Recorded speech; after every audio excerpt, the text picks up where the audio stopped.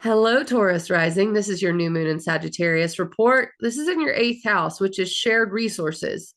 It is how do I share myself with others? What do I believe about joining forces, teaming up? That is what the eighth house is. It's known as a shadow house. So it's a very deep, what do other people deserve of me? And what do I feel is okay? And who I need to share it with, and the boundaries that I have.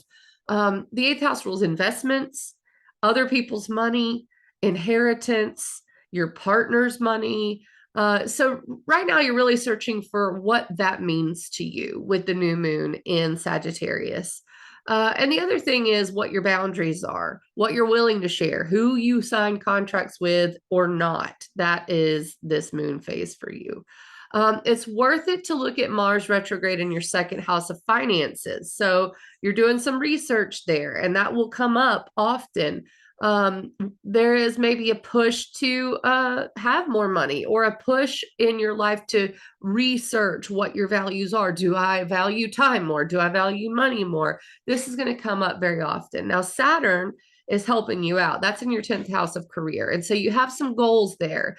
And right now you can accomplish them. The financial aspect of your life is really feeding off of the career goals that you have as well. The one curveball comes from Jupiter and Neptune and Pisces. This is in your 11th house of goals. So figuring out where to point the boat, I think, is what you're trying to do. And that actually, is not a bad thing. But also be very aware who you associate with, what your network is. Don't let people pull the wool over your eyes. This is a time to really get focused on what you deserve, what your boundaries are, and not be taken advantage of by the society at large by letting some, it's like, what do they say about goals? Like, don't live someone else's goals. Basically, you have to have your own. You don't want to live someone else's goals out for them just because you're a cog in the wheel. That's what that looks like. So this is kind of forge your own path.